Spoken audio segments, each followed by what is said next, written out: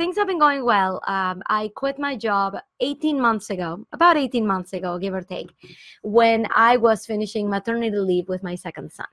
And best decision I ever made, but it was not an easy one. I've been wanting to quit my job probably since the first day that I started working in the workforce, because I really felt like I just wasn't where I belonged.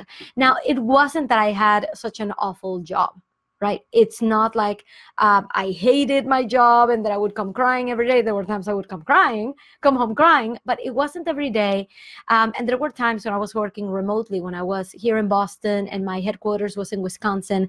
So I would feel very lonely over here. I would feel depressed over here. And then I would visit headquarters once every quarter, and I would get this jolt of energy, right? I'd be energized. I'd be uplifted. Like, yes, they know who I am and they like what I do. And I learned something new and I got to interact with people. Great. And I would come back to Boston and I would just get down again. Like, that high only lasted a few weeks and then I would just go down again. So what ended up happening was, through these ups and downs in my corporate life, whenever I was down, that's when I thought, maybe I should start my own business. Maybe I should do my own thing, which actually led to my getting my MBA. And I did it in entrepreneurship. I didn't do it in finance. I didn't do it in management. I didn't do it in corporate organization. I said entrepreneurship because I want to start my business at some point. And I didn't want it to be like a little business. I wanted it to be something that was strong, something that impacted a lot of people, but I didn't know what it was. And I tried a million different things. So every time my job was in the dumps, right? And I knew it was going to come back up because it always does, right? You always feel like, like something else happened and then, oh, they like me. Oh, things are better. Oh, they fired that awful boss and now I have a better boss. Always, like, something always manages to bring you back up, but then something always manages to bring you down. And when I was down, when I was in those dips, that's when I thought I need to start my own business. So I would try different things. I learned a new language. I played piano. I played the violin. I studied organic chemistry. I would look into applying for med school. I would look for jobs. I was always doing something. And then one time, a friend of mine from college, she contacted me and she said, hey, my friend needs help with her website. Can you help her? I'm like, sure. So I did a little bit of HTML, did my thing, and I said, okay, you're all set. And she wanted to pay me for it. And I'm like, no. This was during my first maternity leave. This was back in 2011. And I see Shaya, I see Mindy, Kate. Hi, guys. Say hi in the comments so that I know that you're here. So back in 2011, my first maternity leave. And she wants to pay me for the work that I did. And I'm like, no. I just did it as a favor to my friend. Don't worry about it. You don't need to pay me. And she's like, no. This is a business. You provided a service. I'm going to pay you. So she gave me like $100, something like that. And I'm here looking at my $100. I'm like, people would actually pay for this? So I technically validated the market, right? Once people start paying you, consider your market validated. So I'm like, okay, so I guess this is something I could do. So to build my portfolio, I went down to the local diner, and because I was on maternity leave, I was on my last month, and I'm like, okay, 1 month without work, I'm gonna try to do something. So I went down to the diner. I asked them, can I make your website for free? They said yes, so I did it. I posted it on Facebook, and I have not stopped getting referral work since then, right? So business was going well. I was not charging prices that were worthy of my talent, so that were worthy of the quality of my work, because I kept playing really small, right? I kept just thinking like, this is just on the side. I'm not looking to grow it. I don't want to become a web development agency. I am just doing this on the side because I like it, right? But it kind of gave me that little bug of entrepreneurship. And then it wasn't until my second baby, my second maternity leave, where I got majorly royally screwed at work. I had been given a promotion, and during maternity leave, it got taken away. And that hit me in multiple ways because, yes, it was disappointing, but at the same time, I'm like, I don't want to go back. But I did go back. I went back for a week and I did my due diligence. I'm like, okay, what is my new job? I want to understand it. I want to see if this is worth it. And I was basically facing just going back to my old job, just with different teams. And I didn't like certain things that were happening in the company. So I talked to my husband. I had a heart-to-heart with him. And I'm like, I just don't want to go back. And he said, okay, let's do the math.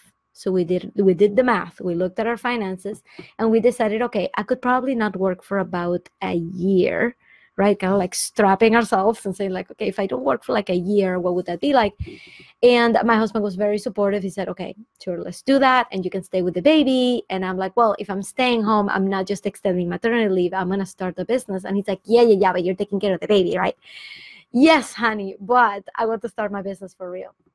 So I did my first, that's exactly what I did during my first year. What I tell people though is don't quit your job. When I talk about replacing your salary in 1 year, I don't mean quit your job and then begin to replace your salary. I mean, while you are working, okay? Keep those checks coming because your job will be funding your new venture because it will require investment. Okay, I invested a lot in my first year. So you want to keep that job coming, right? You want to keep that job going. If you have enough drive, if you see a bigger vision for yourself, this is something you're going to stick to. But it's much easier when you get yourself a coach. That's not what I wanted to tell you about. That's just a really like a quick tip that I wanted to give you. Like when you get somebody that keeps you accountable, it's a completely different ball game. It's not something that's going to take you years and years. It could just be a year before you replace your salary. So what I did was I created a guide because so far, over the past 18 months, I've been working with one-on-one clients where I'm going to tell you right now, there are some clients that move very fast through the assignments. And when they move fast, that allows me to help them more. Right? I work with my clients one-on-one. I help them create that side business online, right? I help them with figuring out what the online marketing strategy should be, figuring out what blocks they have, so how to overcome them. I train them on sales. And during that time, if they move fast, if they're breaking barriers, if they're doing what I say, basically, if they're going out there and getting things done, I've done this already for 2 clients. I make their website. Websites right now can be pricey. It can take a long time to get them up and running. It could be like your single job for the next, like your single side project for the next 6 months. I build it in 3 weeks for my clients. For those who have made it far enough into the program that I'm like, okay, then we're going to make our website. That's not something I usually advertise because not everybody's going to make it there. A lot of people will go through my entire program and not make it to creating a website. You know why? There's nothing wrong with them. There's nothing wrong with anybody. It's that we all have baggage. And self-awareness is really the name of the game when it comes to starting your business and continuing on and not seeing failure as failure. The only way to fail is to quit or to never start. It's never a failure to try and then something didn't work out. If something didn't work out, I don't tell myself, well, I failed. I never use that language. And it's not just about language and like using the right words and rewiring your brain. It's not about that. Is that how can you say something is a failure? Failure is such a definite term, such it ends, it stops your progress, right? You failed, the end. When in reality, the way that I define business, the way that I help my clients kind of visualize it, I visualize it as a staircase where there's always people ahead of you. And depending on what blocks you have, you may stay in a particular step of the staircase for a little while, right? You may be hanging out in this step where you have not gotten, enough courage to invite people on sales calls, right? To actually put out an offer where you just keep kind of swimming in your fears and you're not taking that next step. But that's not the end. Every week that you don't get on a sales call, you have not failed. You've, like they say, you've just described another way to not get it right? You just keep on going. The only way to fail is to quit. So all of this mind work is something that I believe that people really downplay or they don't realize that it's an important thing, and that this is going to come back and like bite you. These mindset things are the things that keep you down. And you may be thinking to yourself, no, wait, I just need this strategy. No, wait, I just want to create an online course and sell it, and I don't ever have to talk to anybody. And those are all famous last words. So what I decided to do was I created a guide. It's called the Salary Replacement 1 Year Roadmap. And 1 year, you will see it's spelled, all in capitals with a period after each letter, because that's an acronym. That's something that is spelling out something else.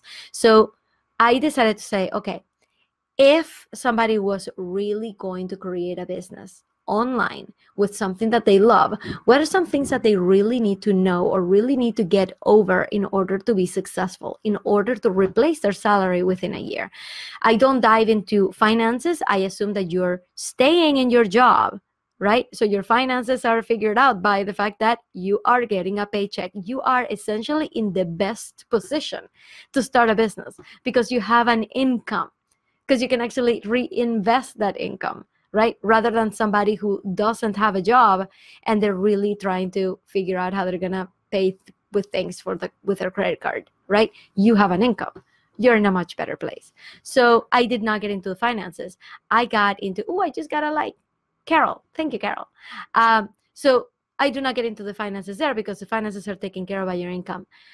I took care of what are the things that you must believe, that you must know, and that you must do in order to make the next year the best year of your life, the year where you replace your salary doing what you love.